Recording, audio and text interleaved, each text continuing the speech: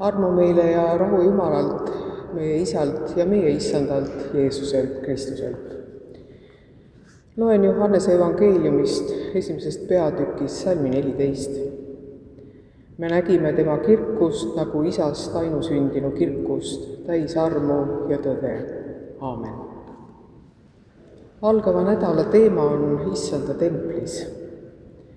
Kuigi see on vast iga nädala teema, sest Issanda templis me ju praegu oleme. Templist, mis Issanda auks ehitatud ja mõistest, mida see hõlmab, ei saa kuidagi ühe jutluse või ühe päevaga kokku võtta. Seega võtame Issanda templist ühe osa. Kas see osa on suur või väike, saab igaüks ise otsustada.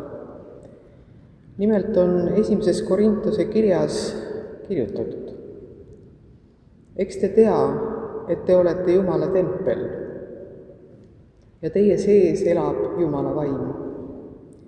Kui keegi rikub Jumala templi, siis Jumal rikub ka tema, sest Jumala tempel on püha ja see olete teie.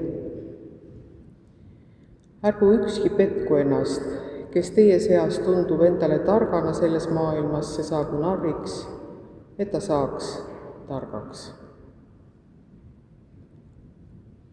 Jumal ei ole loonud meid lihtsalt niisama, igavusest, et oleks midagi luua. Inimese elul on alati mõte, ülesanne, lausa otstarve, mille oleme looduna kaasa saanud ja mille täitmist kõige vägevam hoolega jälgib. Ja vahel tundub, et seda mõtet, ülesannet leida on sedavõrd raske, et kergem on mõelda, nagu seisneks elu mõte lihtsalt elamises. Meid ristitakse vee ja püha vaimuga. Jumal annab oma vaimu oma töö tegemiseks inimeses. Püha vaimu tööd tunneme siis, kui meis tekib kaastunne inimeste kannatuste, haiguste, õnnetuste puhul, kuid ka kaastunne iseenese suhtes, kui elu pole läinud nii, nagu oleme lootnud. Iga tegu, mida teeme teise inimese heaks, on püha vaimu töö meis. Jeesuse sõnul, kõik, mida te olete teinud oma vähemale vennale, olete teinud minule. Ja häid tegusid saab eriti jõuluajal palju. Aga sõnad, kõik, mida te olete teinud oma vähemale vennale, ei ole soovitus jätta iseennast neist vendadest väljapoole. See ei tähenda, et tõelist head enesele teha ei sobi.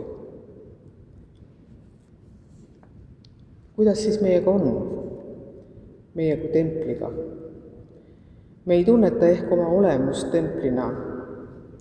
Olgu siis, aga mis seal sees toimub? Missugune elu on selles templis, mis on meie sees? On seal jõulurahu 24. detsembrist 26. või jätkub seda mõned päevad veel? Kas on olnud midagi väärtuslikku, mida lõppenud aastast kaasa võtta? Kui palju oli seda, mida tuli templi ukse taha jätta, kui mittevajalik, ehk isegi kahjulik? Kui puhas on meie tempel või pole puhastamiseks endiselt aega, pole aega pöörata enesele tähelepanu, aga pottigi ei hakka me ju pesema väljapoolt. Rooma kirjas ütleb Paulus: nüüd, vennad, kutsun ma teid üles Jumala suure halastuse pärast. Tooma oma ihud Jumalale elavaks, pühaks ja meelepäraseks ohvriks, see olgu teie mõistlik jumalateenistus. Ja ärge muganduge praeguse ajaga, vaid muutuge meele uuendamise teel, et te katsuksite läbi, mis on Jumala tahtmine, mis on hea ja meelepärane ja täiuslik. Sest selle armu tõttu, mis mulle on antud, ütlen ma igaühele teie seast, et ta ei mõtleks üleolevalt selle kohta, mida tuleb mõelda, vaid mõtleks nõnda, et saaks arukaks seda mööda, kuidas Jumal igaühele usumõõdu on jaganud. Jumal on igaühele usumõõdu jaganud, kuid jaganud ka võime muutuda meele uuendamise teel, koguni võime mõista, mis on Jumalale hea, meelepärane ja täiuslik. Võime, aga mitte oskusi. Need tuleb enesel omandada. Teadmised on head asjad ja neid võib olla üüratult palju, kuid oskusi nad ei anna. Targemad, ilusamad ja paremad meie seas teavad täpselt, mis Jumalale meelepärane on. Meil ülejäänutel on veel pikk tee käia. Tegelikult läheb hea meelepärase ja täiusliku läbikatsumiseks vaja üsna vähe oskusi. Oskus mitte mõelda lõpuni negatiivseid mõtteid annab meile võimaluse rahu toovateks mõteteks, see omakorda loob eelduse lausuda häid sõnu. Sest halbu ei taha ju keegi kuulda. Kui minu vanim poeg oli kuskil 3-aastane, tegi ta mingit pahandust, ei mäleta mida, kuid ta teadis, et sellest tuleb kindlasti juttu, seega läks ta teise tuppa, istus seljaga ukse poole ja mängis põrandal autodega, nagu midagi poleks juhtunud. Ta muidugi kuulis, et ma tuppa tulen, ega lasknud end sellest üldse häirida. Minagi ei lasknud end segada ja palusin, et ta end ümber pööraks. Kuna ta seda ei teinud, siis ma rääkisin tema seljaga, püüdes mitte häält kõrgendada, aga minu toon oli kindlasti korrale kutsuv. Poiss ootas, millal ma lõpetan, pööras siis vaid näo minu poole ja ütles üle õla, mis sa seal räägid, mina küll ei kuule. Ma püüdsin hoolega väärikust säilitada, et mitte naerma hakata, aga lõpuks läks asi siiski lõbusaks. Mis siis tegelikult juhtus? Ma olin ärritunud ja ilmselt olid minu sõnadki vastavad. Kuigi laps teadis, et ta polnud õigesti käitunud, ei kavatsenud ta neid sõnu sellisena vastu võtta, seda näitas tema kehahoiak ja ka see, et ta ei kavatsenudki kuulda, kuigi kuulis ju hästi, mis ma ütlesin. Ehk siis selge sõnum, ma ei taha halvasti mõjuvaid sõnu kuulda.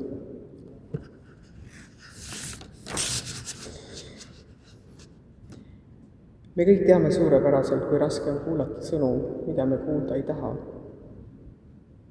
Kuid see raske tunne on kuhugi kadunud, kui ise tunneme vajadust kritiseerida või ka lausa halvasti öelda. Me ei taha sel hetkel mäletada, kui halva tunde see tekitab, muidu me ju ei ütleks halvasti. Aga kuidas me end ise tunneme, kui me halvasti ütleme? Samuti mitte hästi. Isegi kui meie halvad sõnad on meie meelest vägagi õigustatud, on rahuldus neid välja öeldes väga üürike. Hiljem on halb tunne tagasi, ka kahetsus ja ehk isegi soov sõnad tagasi võtta. Meile meeldib, kui meiega räägitakse ilusti ja kui meist räägitakse ilusti. Ja kui me ise räägime häid sõnu, on meil ka enestel hea olla, rääkimata teistest. Sõnadest saavad teod ja ei ole vist vaja mainida, et head teod võrsuvad headest sõnadest. Head sõnad ja teod enesele ja teistele ei pea olema mingid eriliselt välja valitud toimingud. Hea tegu on hoidumine kurjast. Õelad sõnad, halb tuju, sallimatus, vaenulikkus ja eriti andestamatus on kurjuse õied, mis ainult ootavad meis puhkemist.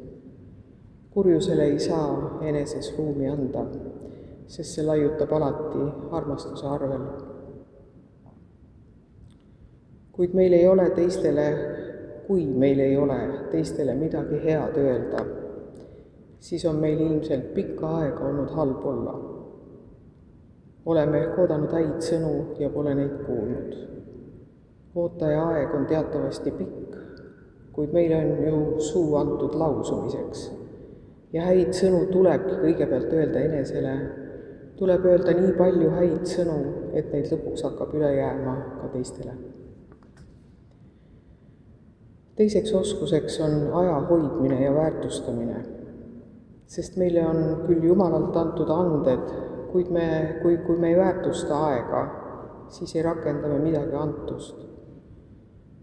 Soome filosoof Maija-Riita Ullila on defineerinud põrgut nii. Põrgus saab inimene teada, kelleks ta oleks võinud saada. Kuna ta on riigiteaduste doktor ja õpetanud ning kirjutanud palju juhtimisest ja juhtidest, siis on ta ka palju pidanud uurima seda, kui tõhusalt ja kuidas me üldse kasutame oma aega ning mis juhtub, kui inimesel on jätkuvalt kiire. Ta tuli järeldusele, et kes valitseb sinu aega, valitseb ka sinu mõtlemist, veel hullem ka sinu väärtusi. Sinu väärtusi isegi nii palju, et tema sõnul hirmkiire elu teeb inimese kurdiks teise valuohvele.